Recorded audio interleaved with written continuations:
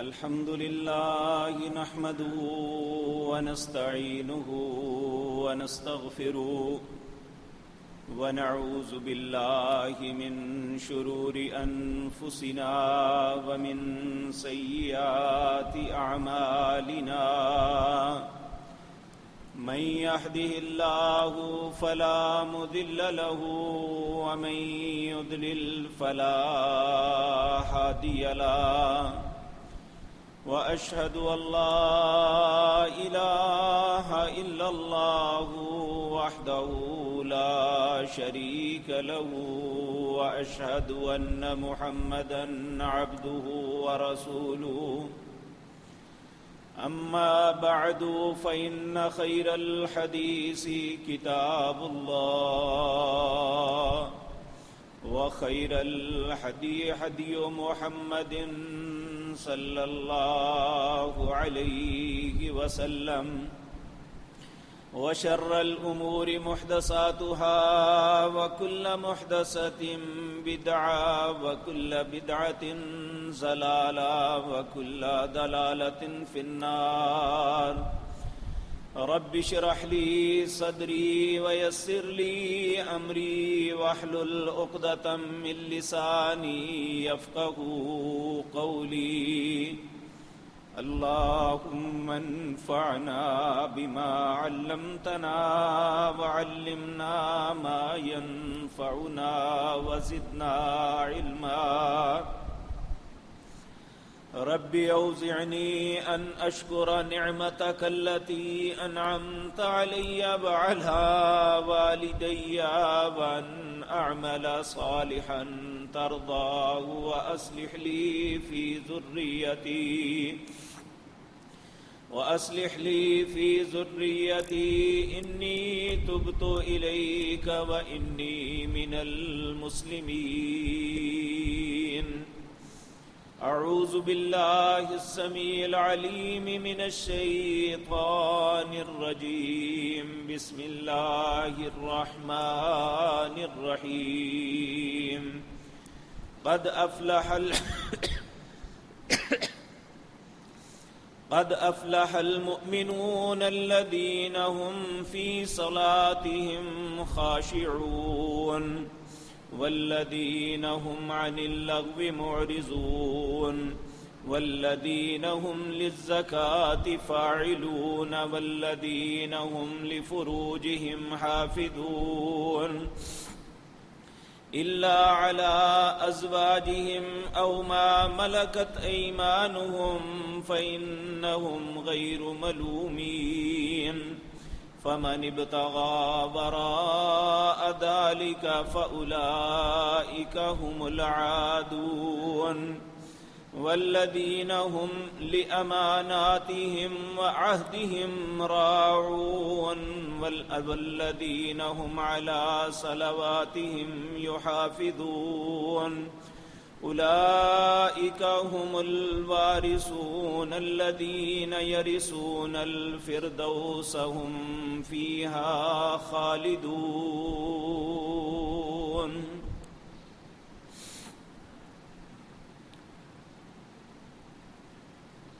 حضرات محترم، ہم میں سے ہر انسان کامیابی کا متمنی ہے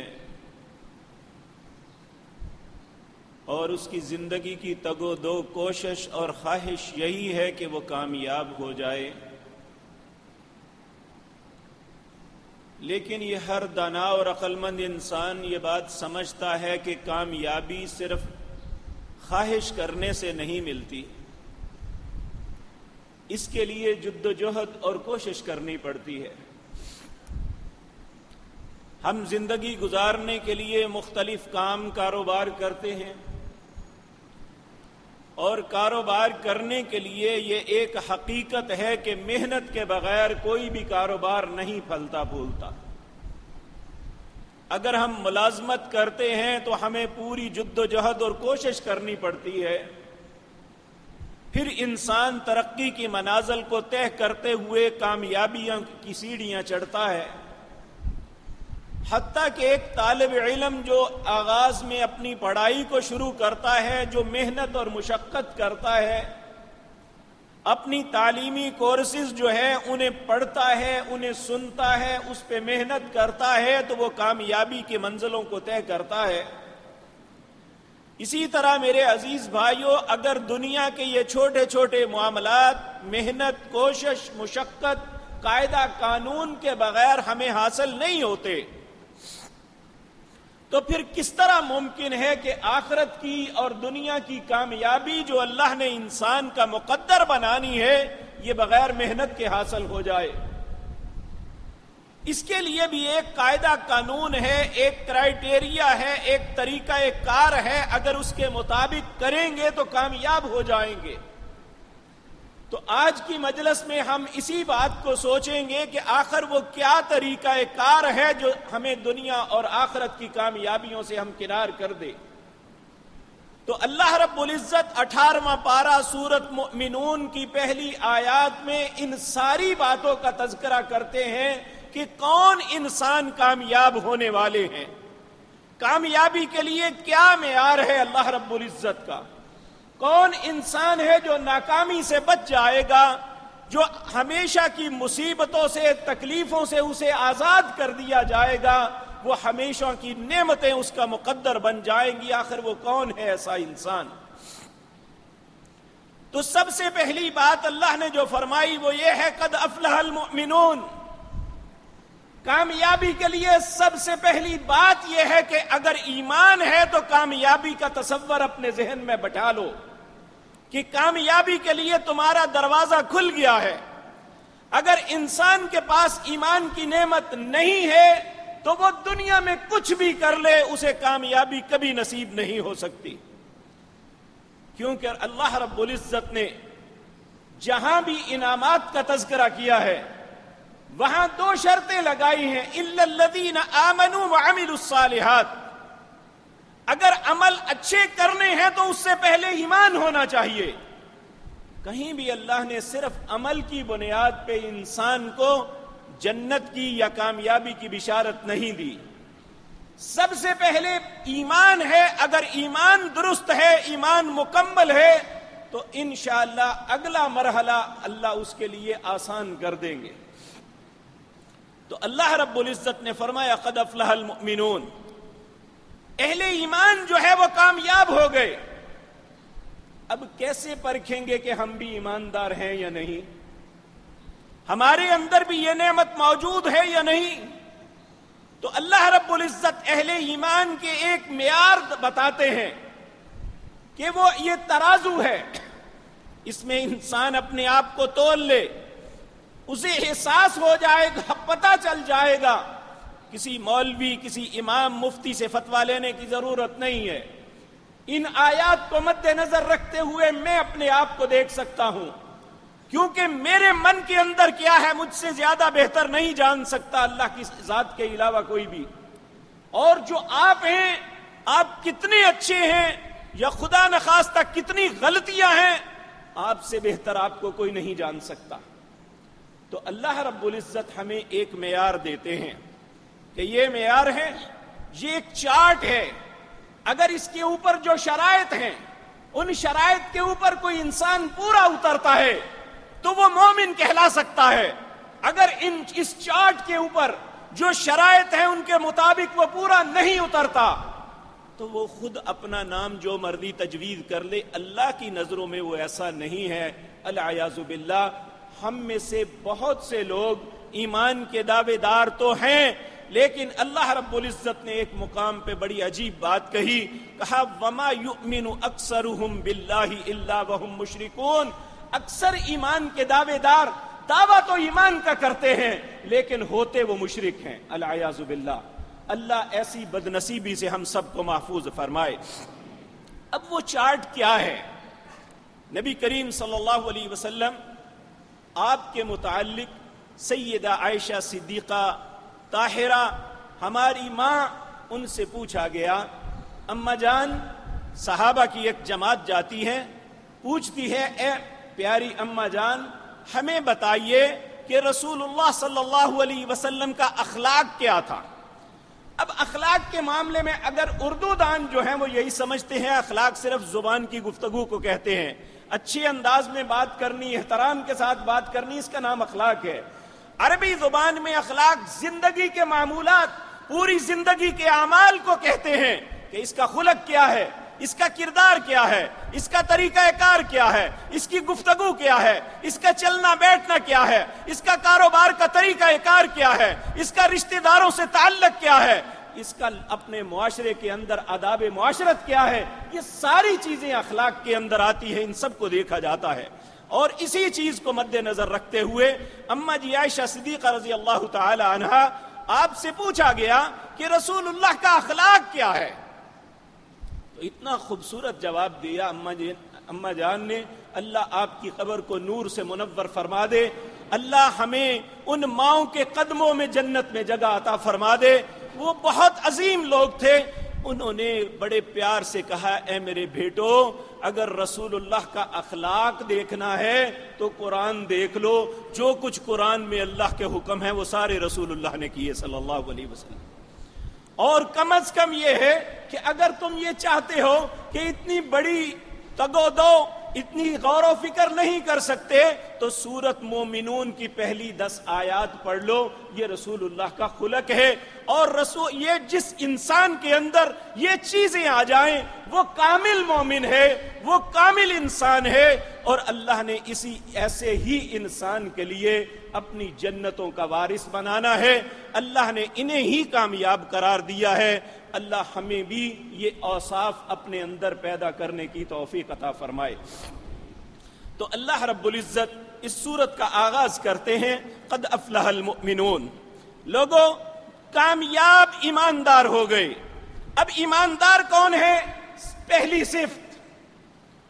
صفت ایمانداروں کی، الذین هم فی صلاتهم خاشعون، صرف وہ نماز نہیں پڑھتے بلکہ وہ نماز ان کی ایسی ہوتی ہے جس کے اندر اللہ کی خشیت، اللہ کا خوف اور ڈر، اور ان کی نماز ایسا انداز ہوتا ہے کہ انہیں خود احساس ہوتا ہے ہمارے ساتھ کیا ہو رہا ہے۔ میرے عزیز بھائیو، یہ بات یاد رکھیں، کچھ نمازی نماز پڑھتے ہیں لیکن قرآن ان کے متعلق کہتا ہے کہ الذین قاموا الی الصلاۃ قاموا کسالی، کچھ لوگ نماز پڑھتے ہیں لیکن بڑی سستی کے ساتھ، اور 2 باتیں ہوتی ہیں ان ذہن میں، یراؤن الناس، یا تو یہ ہے لوگوں کو دکھانے کے لیے لوگ کہیں یہ نمازی ہے، ولا یذکرون اللہ الا قلیلا، ان کی نماز میں اللہ کا ذکر بہت کم ہوتا ہے۔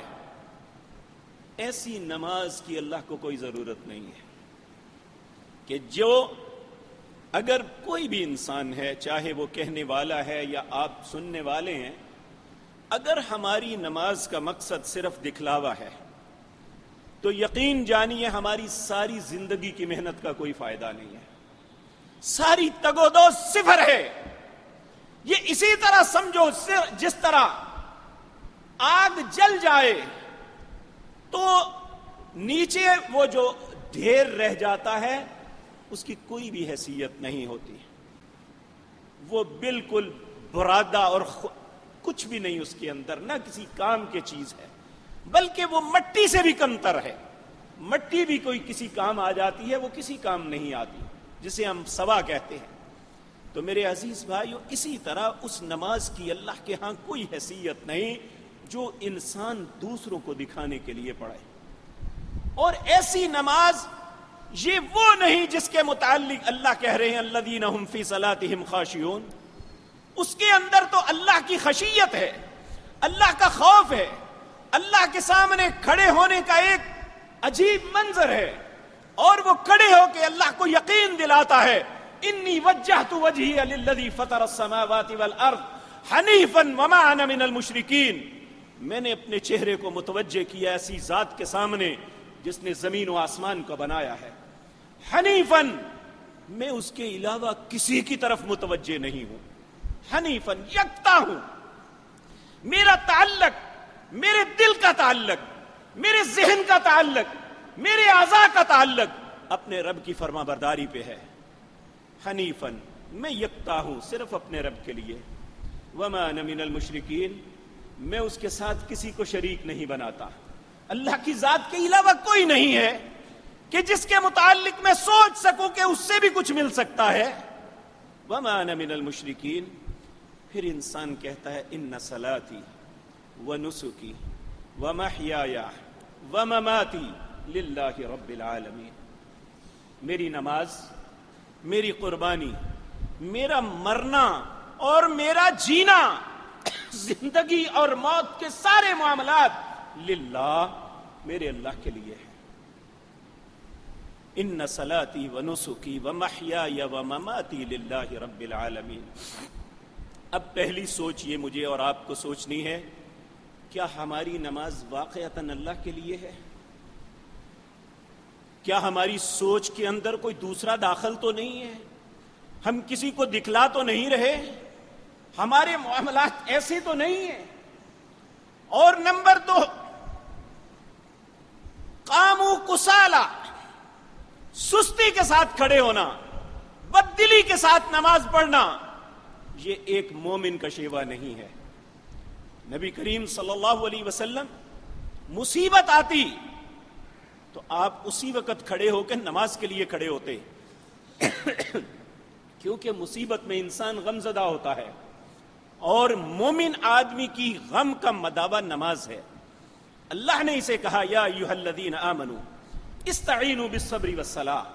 اہل ایمان اگر اپنے ایمان کے دعوے میں سچے ہو تو اگر مصیبت آ جاتی ہے، تکلیف پہنچتی ہے، تو استعینوا بالصبر والصلاۃ، تو اللہ سے مدد طلب کرو صبر اور نماز کے ساتھ. کیونکہ نماز ہی ایسی چیز ہے جو انسان کو مصیبتوں سے نکال دیتی ہے، جو اس کی تکلیفوں کو ختم کر دیتی ہے، جو اس کی ذہنی ٹینشن ختم کر دیتی ہے، جو اس کو ذہنی سکون اور سرور عطا فرماتی ہے.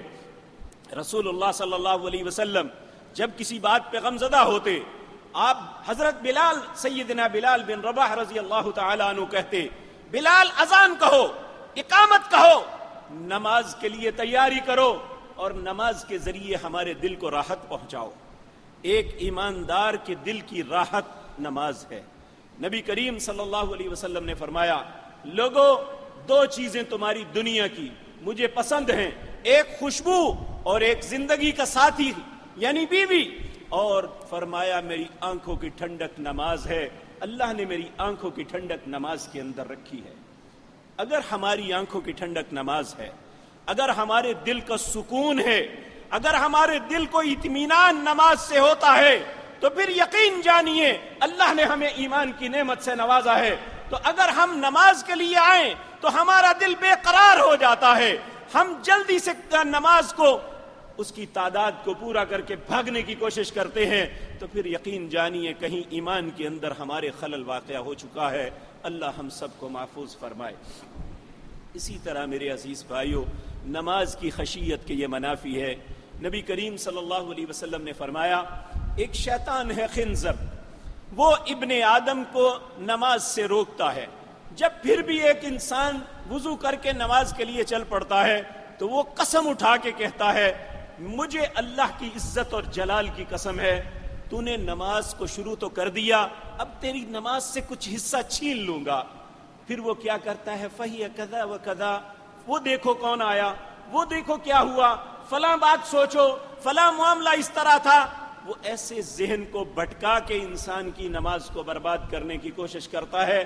نبی صلی اللہ علیہ وسلم نے فرمایا، جب ایسا نماز کے اندر تمہارے ساتھ ہو تو فاستعذ باللہ، اللہ سے پناہ طلب کرو. نبی کریم صلی اللہ علیہ وسلم نے فرمایا، جب ایسا ہو تو اعوذ باللہ من الشیطان الرجیم من حمزہ ونفخہ ونفثہ کہہ کے اپنے دل کے اوپر 3 دفعہ آپ حقارت سے تھوک دیتے. یہ طریقہ کار تھا رسول اللہ صلی اللہ علیہ وسلم کا.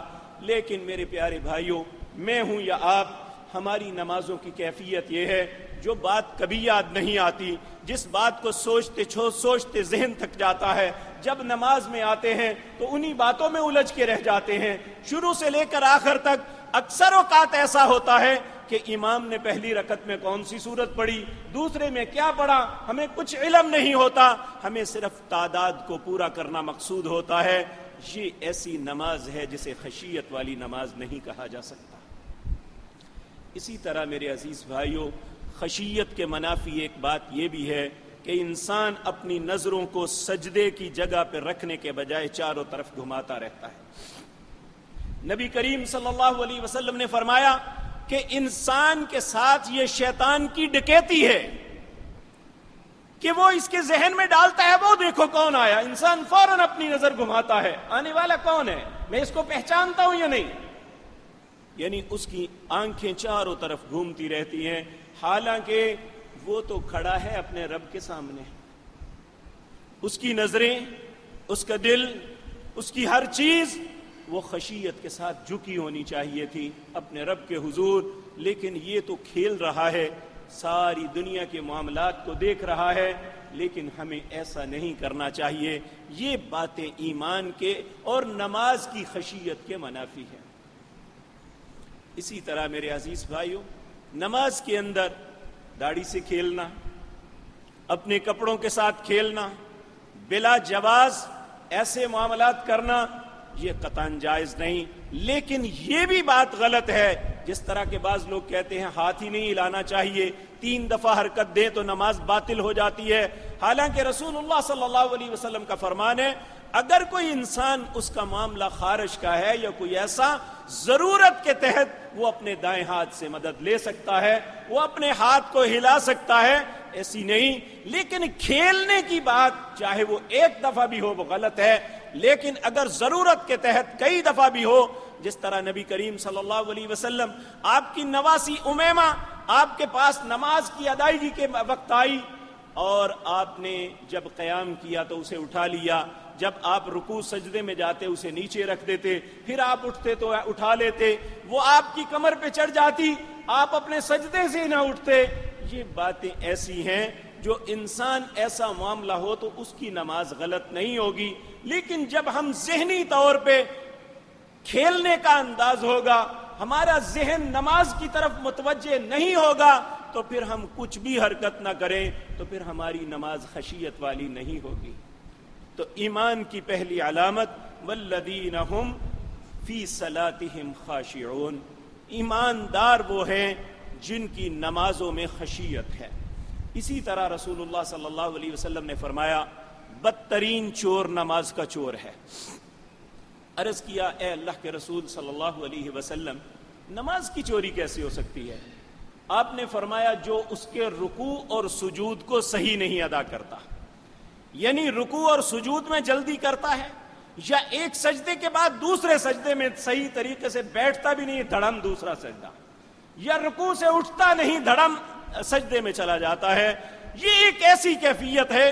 حضرت سعد بن ابی وقاص رضی اللہ تعالی عنہ کے سامنے ایک شخص نے نماز پڑھی اور اس کا رکوع اور سجود میں انداز یہ تھا کہ وہ رکوع سے پوری طرح نہ اٹھ پاتا، دھڑم سجدے میں گر جاتا، سجدے سے بالکل درست نہ اٹھتا، دوسرے سجدے میں گر جاتا. جس وقت اس نے نماز ختم کی تو معلوم ہے سیدنا سعد بن ابی وقاص جو عشرہ مبشرہ میں سے ایک ہیں، رسول اللہ صلی اللہ علیہ وسلم کے ماموں ہیں رشتے میں، یہ واحد صحابی ہیں جنہیں رسول اللہ صلی اللہ علیہ وسلم نے کہا تھا میرے ماں باپ تم پہ قربان جائیں.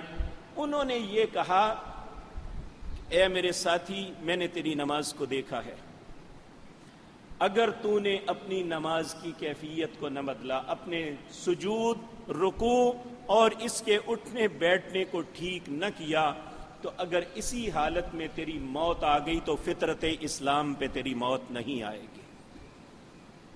تو اس لیے میرے پیارے بھائیوں یہ ساری گزارشات کرنے کا مقصد یہ ہے کہ صرف نماز کی رکعات کی ادائیگی نہیں بلکہ اس کے حق کے ساتھ اسے ادا کرنا ضروری ہے. اور اہل ایمان کی علامت یہ ہے کہ ان کی نماز کے اندر سکون ہونا چاہیے، ان کی نماز میں اطمینان ہونا چاہیے، ان کی نماز میں خشیت الہی ہونی چاہیے. اور ہم اپنی زندگی کی نمازوں پہ غور کریں، کیا کبھی ایسا ہوا ہے کہ نماز پڑھتے ہوئے اللہ کا اتنا خوف آ جائے کہ آنکھوں سے آنسو آ جائے؟ جس نبی کا میں اور آپ کلمہ پڑھتے ہیں وہ تو اپنی نمازوں میں اتنا رویا کرتے تھے کہ صحابہ کہتے ہیں اگر سجدے میں روتے تو آپ کے نیچے جو زمین کی مٹی ہوتی وہ آنسوؤں سے تر ہو جاتی، اگر آپ قیام میں ہوتے تو اتنے آنسو بہتے آپ کی داڑھی مبارک تر ہو جاتی، اگر آپ رکوع میں ہوتے تو اس طرح جھڑی لگتی جیسے بارش ہوتی ہے۔ تو کبھی ہماری زندگی میں بھی ایسا موقع آیا ہے؟ ہم بھی ایمان کے دعوے دار ہیں، ہم بھی اللہ رب العزت کے بندے اپنے آپ کو کہتے ہیں، اپنے آپ کو مسلمان تصور کرتے ہیں اور اللہ سے کامیابی کی امید رکھتے ہیں، کیا ہماری زندگی کی کسی نماز میں بھی ایسی کیفیت پیدا ہوئی ہے کہ اللہ کے ڈر کی وجہ سے، خوف کی وجہ سے ہماری آنکھوں سے کوئی آنسو نکل گئے ہو؟ اگر نہیں تو اپنی سخت دلی پہ اللہ کے سامنے رونا چاہیے، استغفار کرنی چاہیے۔ تو میرے عزیز بھائیوں، اللہ رب العزت نے اہل ایمان کی پہلی نشانی جو بیان کی وہ یہی ہے، الذین هم فی صلاتهم خاشعون۔ اہل ایمان وہ ہیں جو اپنی نمازوں میں خشیت اختیار کرتے ہیں۔ اللہ ہمیں بھی ایسی نمازیں نصیب فرما دے۔ دوسرا اہل ایمان کی صفت دوسری یہ ہے، والذین هم عن اللغو معرضون۔ اہل ایمان لغو بات سے اعراض کرتے ہیں۔ لغو بات کسے کہتے ہیں؟ عربی زبان میں لغو کہتے ہیں جو لا یعنی بات ہو، جس کا کوئی مقصد نہیں۔ ایک وہ بات ہوتی ہے جس کے اندر برائی ہے، گناہ ہے، غلط ہے، وہ نہیں۔ اہل ایمان برائی، گناہ، غلط بات کی طرف دیکھنا تو دور کی بات ہے، جس بات میں مقصد نہیں ہے اس بات سے بھی اعراض کرتے ہیں، جس بات کے اندر نہ فائدہ نہ نقصان۔ والذین هم عن اللغو معرضون۔ اور یاد رکھیں لغو میں سب سے بڑی لغو بات شرک ہے، جس میں اکثر لوگ مبتلا ہیں، خصوصاً بر صغیر کے اندر۔ ہم ہر بات میں اللہ کے ساتھ کوئی شریک بنانے کی کوشش کرتے ہیں، کبھی انبیاء کو، کبھی صلحاء کو، کبھی کسی کو، کہ فلاں بھی تو ہے، کیا اس کے پاس بھی تو اللہ کی دی ہوئی قوتیں ہیں؟ اللہ قرآن میں بار بار کہتا ہے میں نے کسی کو کچھ نہیں دیا اور کوئی میری مرضی کے خلاف کچھ نہیں کر سکتا۔ اگر نہیں کر سکتا تو پھر کسے اختیار دیا ہے اللہ نے؟ اس کائنات کے اندر محمد الرسول اللہ سے بہتر ذات نہ پیدا ہوئی ہے نہ قیامت تک ہوگی۔ اللہ نے اپنے پاک پیغمبر سے کہا آپ خود فرمائیں، ان لوگوں کو کہیں اپنی ذات کو، اپنی بات کو کلیئر کریں۔ سورۃ اعراف کے اندر نبی کریم صلی اللہ علیہ وسلم آپ فرماتے ہیں، قرآن میں کہا کہ آپ خود کہیں یہ بات، وَلَا أَقُولُ لَكُمْ عِنْدِي خَزَائِنُ اللَّهِ، میں تمہیں یہ نہیں کہتا کہ اللہ کے خزانوں کا میں مالک ہوں۔ وَلَا أَقُولُ لَكُمْ عِنْدِي خَزَائِنُ اللَّهِ وَلَا أَعْلَمُ الْغَيْبِ، میں غیب بھی نہیں جانتا۔ وَلَا أَقُولُ لَكُمْ إِنِّي مَلَكٌ، اور نہ ہی میں فرشتہ، میں نوری نہیں ہوں۔ وَلَا أَقُولُ لَكُمْ إِنِّي مَلَكٌ إِنْ أَتَّبِعُ مَا يُوحِي إِلَيَّ، میں تو اس وحی کا تابعداری کرتا ہوں جو اللہ میری طرف کرتے ہیں۔ یعنی اپنی ذات کو کلیئر کیا اور اللہ نے کہہ کے کروایا۔ اگر اللہ کے رسول جناب محمد الرسول اللہ صلی اللہ علیہ وسلم آپ ایسا نہیں ہے تو دنیا میں اور کون ہو سکتا ہے؟ اور دوسرے مقام پہ یہ بھی سورۃ اعراف میں ہے، اللہ نے کہا قل، اے نبی آپ انہیں کہہ دو، کیا لا اقول لکم عندی خزائن اللہ، اللہ اکبر، قل لا املک لنفسی نفعا ولا ضرا، انہیں کہہ دیجئے میں اپنی جان کے نفع نقصان کا بھی مالک نہیں ہوں۔ قل لا اقول لکم عندی، قل لا املک لنفسی نفعا ولا ضرا الا ما شاء اللہ، مگر جو اللہ چاہتا ہے وہی ہوتا ہے۔ ولو کنت اعلم الغیب، اگر میں غیب جانتا ہوتا، لستکثرت من الخیر، میں ہر بھلائی کو پاتا، وما مسنی السوء، مجھے کبھی کوئی تکلیف نہ آتی، ان انا الا نذیر و بشیر لقوم یؤمنون، میں تو خوشخبری دینے والا اور ڈرانے والا ہوں ایسی قوم کے لیے جو ایماندار ہے۔ تو جب اس کائنات کے اندر رسول اللہ صلی اللہ علیہ وسلم کی ذات کو اللہ نے کہا کہ آپ کلیئر کریں لوگوں کے سامنے کہ میں نہیں ہوں کسی بھی خزانے کا مالک، میں نہیں ہوں اللہ کے معاملات میں دخیل ہونے والا، تو پھر اور کوئی کیسے ہو سکتا ہے؟ میرے عزیز بھائیو، اسی طرح ایک معاملہ جو لغو انتہائی بیہودہ ہمارے اندر ہے، وہ ہمارے فرقوں کی وجہ سے اللہ کے رسول کا واضح طریقہ ہونے کے باوجود ہم اپنے نبی کے طریقے کو نہیں اپناتے، اپنے فرقے اور اپنے آباء و اجداد کے دین پہ چلتے ہیں۔ یہ ایک ایسی بیہودگی ہے جو ایمان کے منافی ہے۔ یہ بہت بڑی بیہودگی ہے کہ انسان کے سامنے اللہ کے رسول کا طریقہ موجود ہو اور اس کے باوجود وہ کلمہ بھی اسی نبی کا پڑھتا ہے، اور اس کا ایگریمنٹ اللہ سے یہی ہے، لا الہ اشہد اللہ الہ الا اللہ و اشہد ان محمد رسول اللہ۔ ایگریمنٹ یہ ہے کہ تیری ذات کے علاوہ میرا الہ کوئی نہیں، اور میرے رہبر، میرے مرشد، میرے امام جناب محمد الرسول اللہ صلی اللہ علیہ وسلم۔ تو پھر اگر میں ان کی بات کو تسلیم ہی نہیں کرتا، میرے لیے میرے آبا کا طریقہ افضل ہے، میرے لیے میرے فرقے کا طریقہ افضل ہے، تو پھر مجھے ایمان کا دعویٰ کرنے کا حق کیا ہے؟ کس طرح میں ایمان کی بات کروں گا؟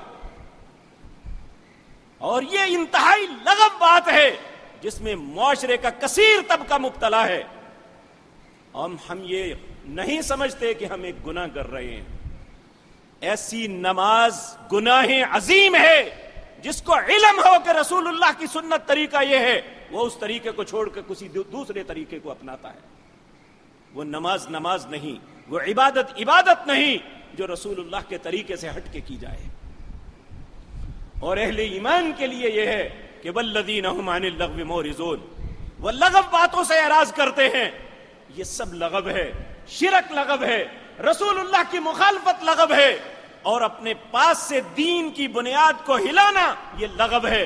اللہ ان باتوں کو برداشت نہیں کرتے، اور اہل ایمان کا یہ شیوا نہیں ہے۔ تیسرا فرمایا والذین هم للزکاۃ فاعلون، وہ اپنے معاملات میں پاکیزگی اختیار کرتے ہیں، چاہے مالی معاملات ہوں چاہے ذاتی معاملات ہوں، اپنے آپ کو پاک رکھنے کی، اپنے مال کو پاکیزہ اور طیب رکھنے کی کوشش کرتے ہیں، وہ رزق حرام سے بچتے ہیں، ایسے ذرائع سے اپنے آپ کو بچاتے ہیں جن ذرائع سے رزق حرام داخل ہوتا ہے وہ نہیں لیتے، چاہے کروڑوں کا کیوں نہ ہو، وہ تھوڑا قبول کر لیتے ہیں لیکن حلال لیتے ہیں۔ اللہ ہمارا نصیب بھی ایسا کر دے۔ نبی کریم صلی اللہ علیہ وسلم نے کبھی بھی صرف رزق نہیں اللہ سے مانگا، اگر رزق کا سوال کیا ہے تو ساتھ یہ کہا ہے اللہم انی اسألک علما نافعا ورزقا طیبا، مجھے رزق دے لیکن پاکیزہ دینا۔ صرف رزق کا کبھی سوال نہیں رسول اللہ نے کیا صلی اللہ علیہ وسلم۔ تو اگر رزق پاک نہیں ہے تو حقیقت بات یہ ہے کہ وہ جہنم کا ایندھن ہے اور کچھ بھی نہیں۔ العیاذ باللہ، اللہ ہم سب کو پاکیزہ رزق نصیب فرمائے۔ اللہم انی، آپ صبح آغاز دن پہ یہ کہتے اللہم انی اسألک علما نافعا ورزقا طیبا وعملا متقبلا، اے اللہ میں ایسے علم کا سوال کرتا ہوں جو نفع دینے والا ہو، ایسے رزق کا سوال کرتا ہوں جو پاکیزہ اور طیب ہو، ایسے عمل کا سوال کرتا ہوں جو تیری بارگاہ میں قبول ہو۔ اگر کوئی عمل قبول نہیں تو پھر اللہ کے رسول صلی اللہ علیہ وسلم نے ایسی بات سے پناہ مانگی، اللہم انی اعوذ بک من قلب لا، اللہم انی اعوذ بک من علم لا ینفع، اے اللہ میں تیری پناہ طلب کرتا ہوں ایسے علم سے جو نفع دینے والا نہیں ہے، ومن قلب لا یخشع، ایسے دل سے تیری پناہ چاہتا ہوں جس کے اندر تیرا ڈر نہ ہو، ومن نفس لا تشبع، ایسے جسم سے تیری پناہ چاہتا ہوں جس کی بھوک ختم نہ ہو، ومن نفس لا تشبع ومن دعوت لا یستجاب لها، ایسی دعا سے تیری پناہ مانگتا ہوں جو تیری بارگاہ میں قبول نہ ہو۔ تو میرے عزیز بھائیوں، یہی وہ بہترین عمل جو ہماری زندگی کی بڑی اہم ضرورتیں ہیں، اگر یہ پوری نہ کریں تو پھر ایسی دعا، ایسے رزق، ایسے معاملے سے رسول اللہ نے اللہ کی پناہ مانگی۔ تو ایماندار کی علامت یہ ہے والذین هم للزکاۃ فاعلون، وہ اپنے مالی معاملات اور ذاتی معاملات میں پاکیزگی اختیار کرتا ہے۔ اللہ ہمیں بھی پاکیزگی عطا فرمائے۔ ہم ہر وضو کے بعد جو انسان شہادتین اشہد اللہ الہ الا اللہ وحدہ لا شریک لہ واشہد ان محمدا عبدہ ورسولہ، پھر یہ اللہ سے کہتا ہے اللہم اجعلنی من التوابین واجعلنی من المتطہرین، اللہ مجھے توبہ کرنے والا بنا، اللہ مجھے پاک بنا۔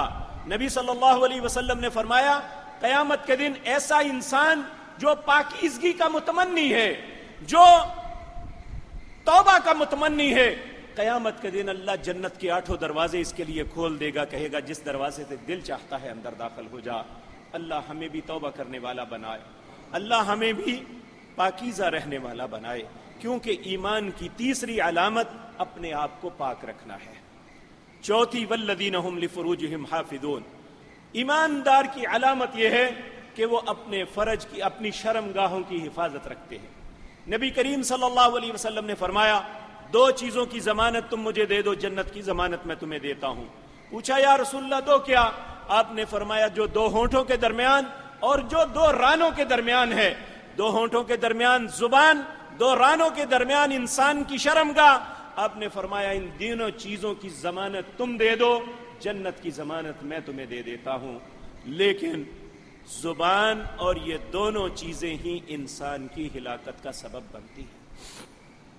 یہ دونوں چیزوں میں کوئی نہ کوئی چیز ہمارے ایمان کو ہم سے چھین لیتی ہے۔ اگر انسان اپنے شرمگاہ کو محفوظ رکھتا ہے تو اپنی زبان کو محفوظ نہیں رکھتا۔ اگر ایک انسان اپنے اخلاق کو اچھا رکھتا ہے تو اس کی شرمگاہ جو ہے یہ بے لگام ہے۔ اللہ رب العزت ان دونوں باتوں میں ہماری حفاظت فرمائے۔ تو میرے عزیز بھائیوں، چوتھا یہ فرمایا والذین، ایمان کی علامت چوتھی یہ ہے کہ والذین هم لفروجہم حافظون، وہ اپنی شرمگاہوں کی حفاظت کرتے ہیں الا علی ازواجہم او ما ملکت ایمانہم۔ یہ لونڈیوں کا کنسپٹ اب نہیں ہے، اب صرف ہماری بیوی ہے یا ہماری بیویاں ہیں۔ ہم جس معاشرے میں رہتے ہیں اس میں 1 سے زیادہ شادی گناہ تصور کر لیا گیا ہے، لیکن اگر ایک انسان جو ہے وہ برائی سے نہیں بچ پاتا، اس کے لیے ضروری ہے کہ وہ اگر ایک پہ مطمئن نہیں ہے تو اسے دوسری شادی کرنی چاہیے، نہ کہ وہ گناہ میں مبتلا ہو کے اللہ کی بارگاہ میں اپنے چہرے کو سیاہ کر کے پہنچے۔ اس کے لیے ضروری ہے کہ وہ ازواجہم 1 2 3 4 تک شادی کر سکتا ہے۔ اسلام ان باتوں کی اجازت دیتا ہے، لیکن اسلام گناہ کی اجازت نہیں دیتا۔ آج ہمارے معاشرے کی بدقسمتی ہے کہ ہماری بیویاں یہ تو پسند کر لیتی ہیں کہ خامد جا کے کہیں پہ بدکاری کر لے، لیکن یہ پسند نہیں کرتی کہ وہ جائز طریقے سے ایک شادی اور کر لے۔ یہ بہت بڑا المیہ ہے، یہ ایمان کے منافی باتیں ہیں۔ اللہ رب العزت ہمیں سمجھ نصیب فرمائے۔ تو اللہ رب العزت فرماتے ہیں فمن ابتغى وراء ذلك فاولئک هم العادون، جو اپنی بیوی کے علاوہ اور رستوں پہ اپنی خواہش کی تکمیل کے لیے کوئی بھی اس کے علاوہ رستہ ہے، اس رستے سے اپنی خواہش کی تکمیل کرتا ہے تو وہ حد سے بڑھنے والا ہے، وہ اللہ رب العزت اسے ایمانداروں کی صف سے نکال دیں گے، العیاذ باللہ۔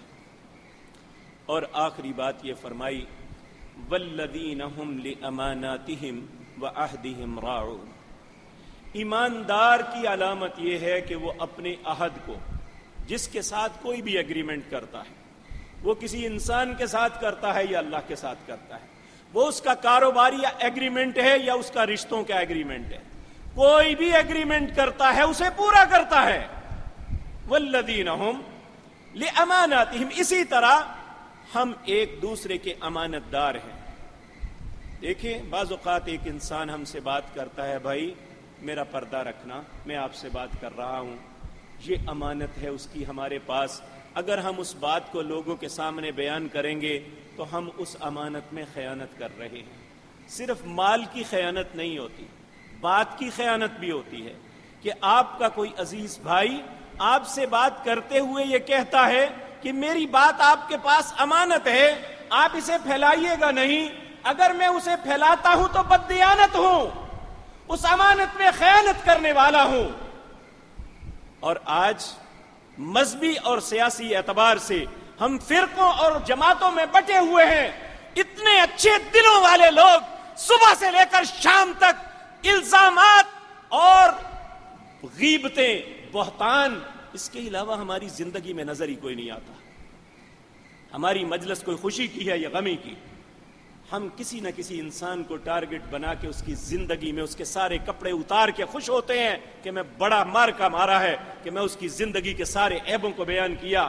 یاد رکھیں اگر کسی کو کسی کے عیبوں کا پتہ بھی ہے اور وہ سب کچھ جانتا بھی ہے، صرف اس لیے اس کے عیبوں پہ پردہ ڈال دیتا ہے کہ یہ میرا مسلمان بھائی ہے، بے عزت نہ ہو، تو اللہ اس بندے پہ اتنا خوش ہوتے ہیں کل قیامت کے دن جب سب لوگوں کے عیبوں کو عیا کیا جائے گا. جو دنیا میں کسی مسلمانوں کے عیب کے پہ پردہ ڈالتا ہے، اللہ قیامت کے دن اس کے عیبوں پہ پردہ ڈالیں گے. آج میں اور آپ سوچ لیں کہ ہماری مجلسوں میں ہماری کیفیت کیا ہے. ہمارے دوست، ہمارے رشتہ دار اور سیاسی اور مذہبی مخالفین، ہم انہیں کسی طریقے سے معافی دینے کے لیے تیار نہیں ہیں. ہم کوشش کرتے ہیں کہ جو بھی ذلت کی کالک ہے ان پہ منہ پہ لگا دیں، لیکن یاد رکھیں عزت اور ذلت کے مالک ہم نہیں ہیں، اللہ ہے. وَتُعِزُّ مَن تَشَاءُ وَتُذِلُّ مَن تَشَاءُ. اس لیے ہمارے کسی کے خلاف غلط یا صحیح پروپیگنڈا کرنے کی وجہ سے نہ کسی کی عزت پامال ہو سکتی ہے، نہ کسی کو ہم عزت دے سکتے ہیں. عزت اور ذلت کا مالک اللہ ہے. تو اہل ایمان کو یہ بات یاد رکھنی چاہیے کہ ان کا شیوہ یہ نہیں ہے. وہ تو امانت اور عہد کی پاسداری کرتے ہیں، اور ہم نے اللہ سے عہد کیا ہے، ہم نے اپنے رب سے عہد کیا ہے. کیا عہد ہے؟ اللہ نے ہمیں کہا خذ العفو وأمر بالعرف وأعرض عن الجاہلین. اے نبی ان سے درگزر کیجئے اور انہیں معاف کر دیجئے، اور یہ جاہل لوگ ہیں ان سے اعراض فرمائیے. ان کا جواب دینے کی ضرورت نہیں ہے. اور ہم سے یہ بدعہدی ہو رہی ہے. ہم نے ہر انسان کا ذمہ اپنے ذمے لے لیا ہے کہ کون کون معاشرے میں کیا کرتا ہے، اور اس کی دھول اڑانا یہ ہماری زندگی کا مقصد ہے. میرے عزیز بھائیو، یہ ایسی بات نہیں ہے.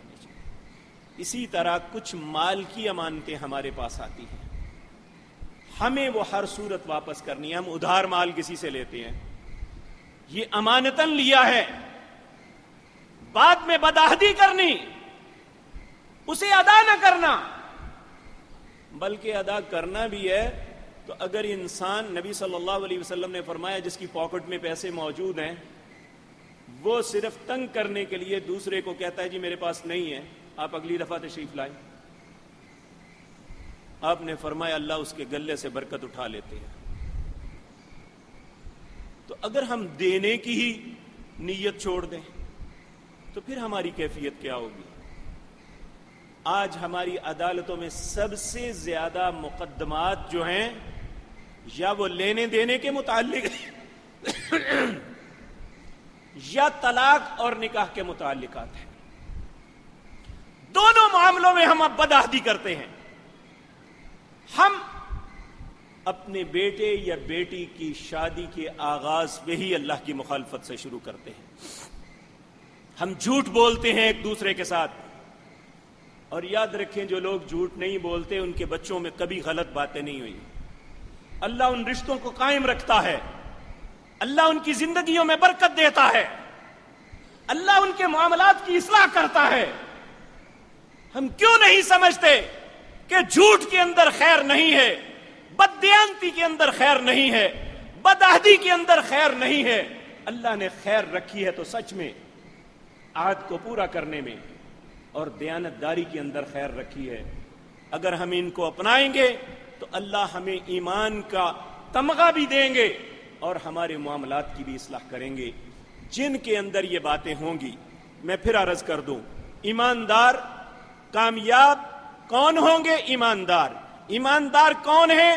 پہلی صفت الذین هم فی صلاتهم خاشعون، وہ اپنی نمازوں میں خشیت اختیار کرتے ہیں، لغو بات سے اعراض کرتے ہیں، اپنے مال اور اپنی جان کو پاک رکھتے ہیں، اپنے شرمگاہوں کی حفاظت کرتے ہیں، امانت اور عہد کا پاسداری کرتے ہیں، اور آخری بات والذین هم علی صلواتهم یحافظون، وہ اپنی نمازوں کی حفاظت کرتے ہیں، انہیں اس کے وقت پہ ادا کرتے ہیں، مؤخر نہیں کرتے، چھوڑتے نہیں ہیں۔ اور دوسری ان کی حفاظت یہ ہے کہ رسول اللہ صلی اللہ علیہ وسلم کے طریقے کے مطابق ادا کرتے ہیں۔ جو ایسا کرتے ہیں اللہ کہتے ہیں اولئک هم الوارثون، یہی جنتوں کے وارث ہیں، الذین یرثون الفردوس، اللہ انہیں فردوس کی جنت کا وارث بنائے گا۔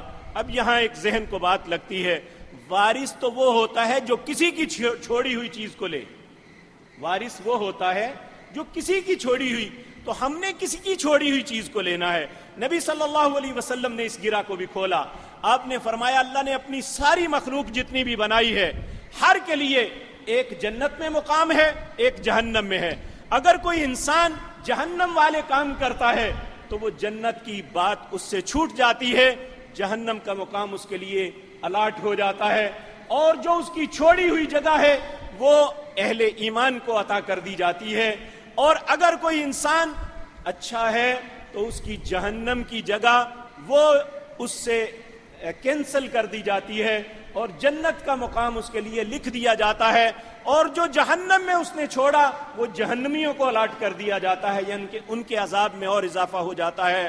نبی صلی اللہ علیہ وسلم جب یہ آیت پڑھی تو پھر اللہ سے دعا کرنے لگے، اے اللہ ہمیں اللہم زدنا ولا تنقصنا، اے اللہ ہمیں زیادہ کرنا کم نہ کرنا، اے اللہ ہمیں عطا کرنا ہمارے خلاف دوسروں کو نہ عطا کرنا، وَأَكْرِمْنَا وَلَا تُحِنَّا، اے اللہ ہمیں عزت دینا ہمیں ذلیل نہ کرنا، وَآسِرْنَا وَلَا تُسِرْ عَلِينَا، اے اللہ ہمیں ترجیح دینا ہمارے خلاف دوسروں کو ترجیح نہ دینا۔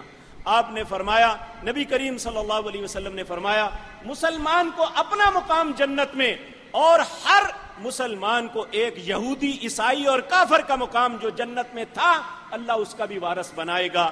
اللہ ہم سب کو جنت کا وارث بنا دے۔ تو اللہ رب العزت فرماتے ہیں اگر جنت کی وراثت اپنے حق میں لکھوانا چاہتے ہو تو میں لکھنے کے لیے تیار ہوں۔ اپنے اندر یہ 6 اوصاف پیدا کر لو، قد افلح المؤمنون الذين هم في صلاتهم خاشعون والذين هم عن اللغو معرضون والذين هم للزكاة فاعلون والذين هم لفروجهم حافظون والذين هم لأماناتهم وعهدهم راعون والذين هم على صلواتهم يحافظون۔ یہ 6 اوصاف اپنے اندر پیدا کر لو، میں جنت کا وارث بنا دوں گا۔ اللہ یہ اوصاف ہمیں اپنے اندر پیدا کرنے کی توفیق عطا فرمائے تاکہ ہم جنتوں کے وارث بن جائیں۔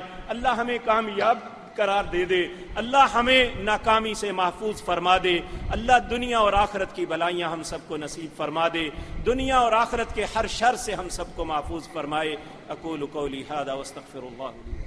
ان الحمد للہ نحمده ونستعینه ونستغفره ونعوذ باللہ من شرور انفسنا ومن سیئات اعمالنا، من يهده الله فلا مضل له ومن يضلل فلا هادي له، واشهد ان لا اله الا الله وحده لا شريك له، واشهد ان محمدا عبده ورسوله۔ اللهم صل على محمد وعلى آل محمد كما صليت على ابراهيم وعلى آل ابراهيم انك حميد مجيد۔ اللهم بارك على محمد وعلى آل محمد كما باركت على ابراهيم وعلى آل ابراهيم انك حميد مجيد۔ یہ مختلف ساتھیوں نے کسی نے اپنی والدہ، کسی نے والد، کسی نے بھائی کے لیے جو فوت ہو گئے ہیں، آپ سے دعا کی درخواست کی ہے۔ اللہ سے دعا کریں جو بھی مسلمان بھائی بہن فوت ہوا ہے اللہ سب پہ رحم فرمائے، اللہ ان کی اگلی منزلوں کو آسان فرما دے، اللہ انہیں جنت الفردوس میں جگہ عطا فرمائے، اللہ ان کی ہر سختی کو معاف فرما دے۔ یہ ایک سوال کیا ہے، بھائی جان یہ بند کر دیں، یہ بند کر دیں، اس کے جالی نہیں کھلتی۔ ایک بھائی نے سوال کیا ہے، قرآن کو سچائی میں اٹھانا یا جھوٹی بات میں اٹھانا کیا اچھا یا برا ہے؟ پہلی بات تو میرے پیارے بھائیو یاد رکھیں، دنیا میں سب سے بڑی قسم اللہ کی قسم ہے، لیکن چونکہ ہم جس معاشرے میں رہتے ہیں اللہ کی ذات اور اس کی قسم کو اہمیت نہیں، قرآن کو زیادہ اہمیت دی جاتی ہے۔ بہرحال قرآن بھی اللہ کا کلام ہے، اگر کوئی انسان اپنی صفائی کے لیے اسے اٹھاتا ہے اور وہ سچا ہے تو ایسے حالات میں تو اس پہ کوئی گناہ نہیں ہے۔ اگر وہ جھوٹ بات پہ قرآن کو اٹھاتا ہے تو اس کا وبال اس پہ ہوگا۔ تو اس لیے اگر کوئی خدا نخواستہ کسی معاملے میں کوئی پھنسا ہوا ہے اور اس سے یہ قسم کا تقاضا کیا جا رہا ہے تو وہ کہہ سکتا ہے اگر وہ سچا ہے، یہ وہ خود سمجھتا ہے، تو اگر وہ جھوٹا ہے تو اسے قطعاً نہ قسم نہ قرآن کچھ بھی نہیں اٹھانا چاہیے، اسے اللہ سے ڈرنا چاہیے۔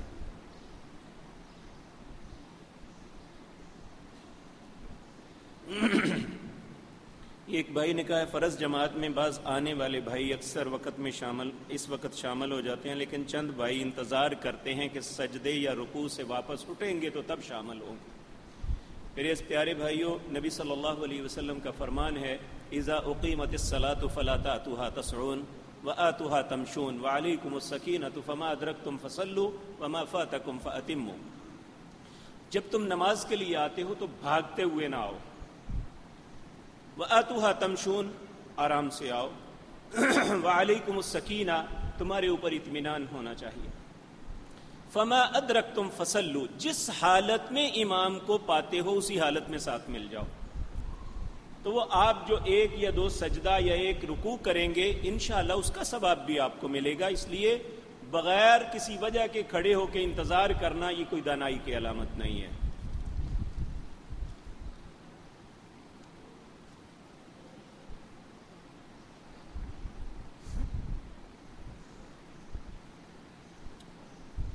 یہ ایک بھائی نے پوچھا ہے جو تیسرے دن جمعرات یا 11ویں 40ویں یا سال کو میت کے لیے ختم پڑھا جاتا ہے، میرے پیارے بھائی یہ رسول اللہ کی سنت میں ایسی کوئی بات نہیں ہے، جو کام رسول اللہ کی سنت میں نہیں ہے مسلمان کو اس بات سے بچنا چاہیے۔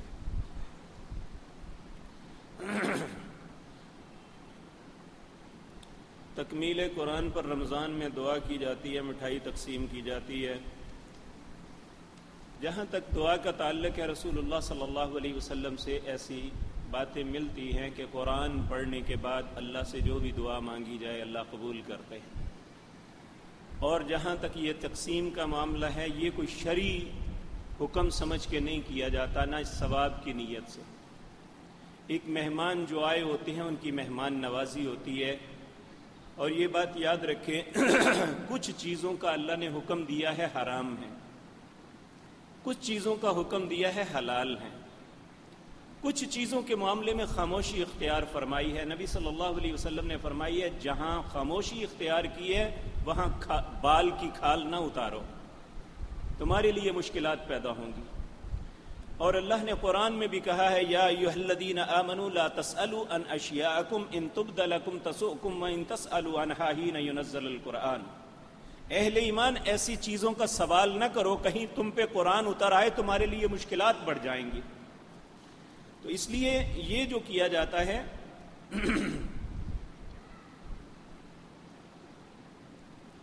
ایک بھائی نے سوال کیا ہے کیا شیب ابی طالب میں ابو بکر عمر عثمان موجود تھے؟ بالکل موجود تھے، اور یہ کہاں تھے؟ یہ سابقون الاولون، سب سے پہلے صحابہ میں سے تھے، اور یہ سب لوگ موجود تھے۔ یہ اس وقت صحابہ کے متعلق کنفیوژن پھیلائی جا رہی ہے کہ فلاں فلاں لوگ رسول اللہ کے ساتھ شامل نہیں تھے۔ دیکھیں حضرت عثمان اگر بدر کی جنگ میں پیچھے رہے تھے تو نبی کریم کے حکم سے رہے تھے کہ آپ کی رسول اللہ کی بیٹی آپ کی بیوی بیمار تھی، آپ نے کہا عثمان تم ان کا خیال کرو، ہم جاتے ہیں. اور پھر آپ نے اس موقع پہ یہ کہا تھا جس طرح لوگوں نے جنگ لڑی، بھاگے دوڑے، محنت کی، جس طرح ان کو اللہ اجر سے نوازے گا عثمان بھی ان کے ساتھ ہر اجر میں شریک ہیں. تو یہ ہمارے ان پاک باز لوگوں پہ ایسی سوچ بھی رکھنا یہ کفر کی علامت ہے.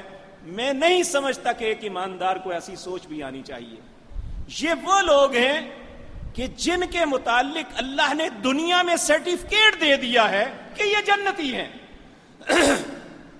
کتنا بے غیرت اور دیوس ہے وہ جو اپنے آپ کو مسلمان بھی کہلائے اور ان پاک باز لوگوں کے عیب ڈھونڈے. میں نہیں سمجھتا کہ اس کے اندر ذرہ برابر بھی غیرت ہے.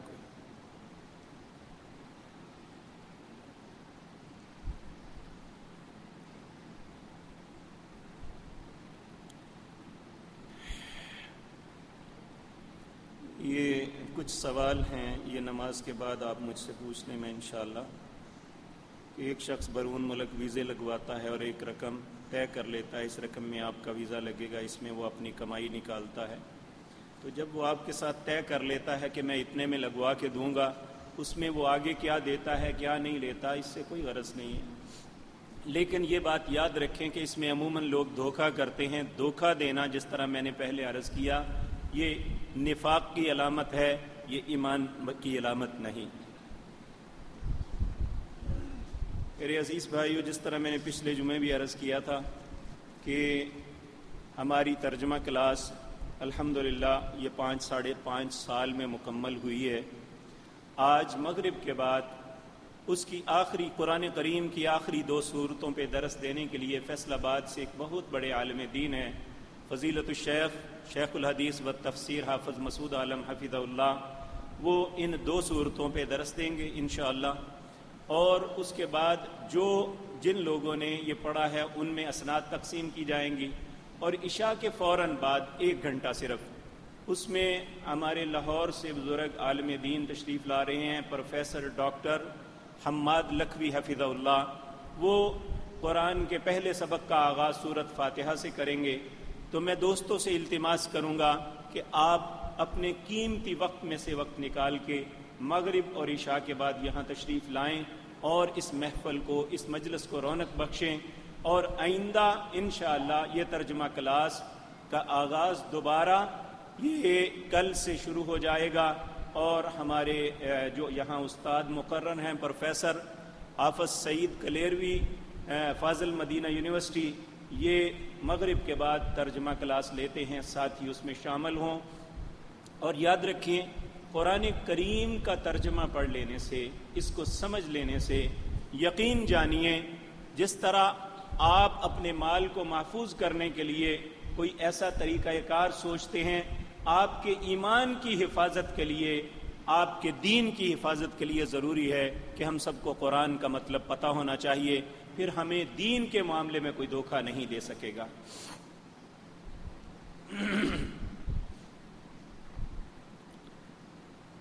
ایک بھائی نے کہا ہے میری والد کی مغفرت کے لیے دعا کریں، داڑھی کی وجہ سے میری شادی نہیں ہو رہی. میرے بھائی یہ شیطان کا بہکاوا ہے، داڑھی ہی کی وجہ سے آپ کی شادی ہوگی انشاءاللہ، کیونکہ یہ اللہ کا حکم اور اس کے رسول کی سنت ہے.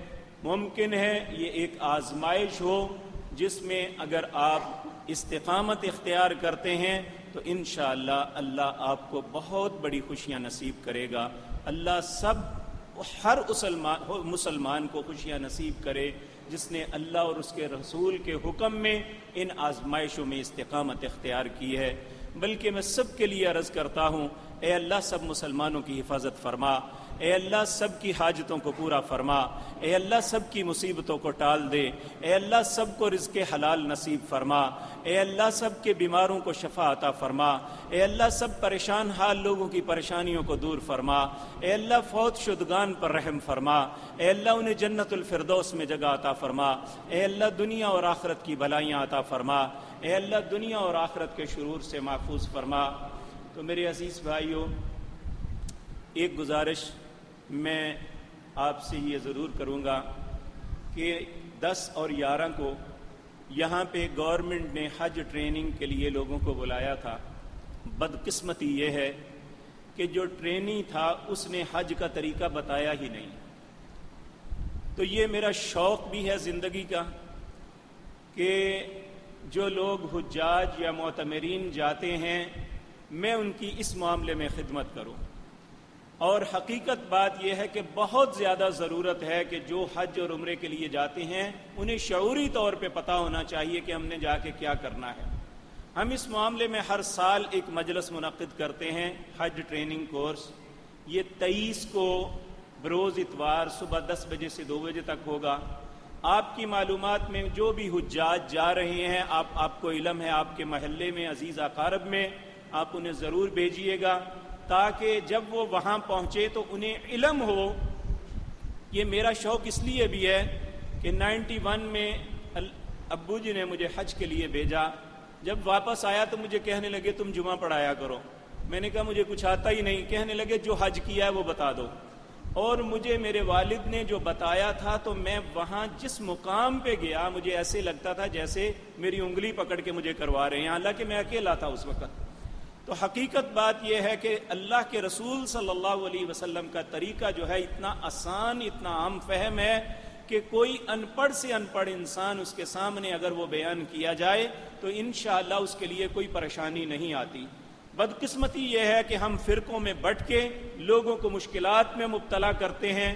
میں اللہ کی توفیق سے آپ سے وعدہ کرتا ہوں کوئی اپنے پاس سے کوئی فرقہ پرستی کی بات نہیں کروں گا. صرف اللہ کے رسول صلی اللہ علیہ وسلم نے جو کہا تھا کہ خذوا انی مناسککم، مجھ سے حج کے طریقے سیکھ لو، اور آپ نے حجۃ الوداع کے موقع پر وہ سکھائے، میں صرف وہ آپ کے سامنے دہراؤں گا. آپ اس معاملے میں مجھے آپ کی مدد درکار ہے. آپ ساتھیوں کو اس بات پہ آمادہ کریں کہ وہ یہاں تشریف لائیں. اس بات کی کوئی قیمت نہیں سوائے اس بات کے کہ آپ میری معافی کے لیے اللہ سے درخواست کر دیں. اللہ رب العزت ہم سب پہ رحم فرمائے. سبحان ربک رب العزت عما یصفون وسلام علی المرسلین.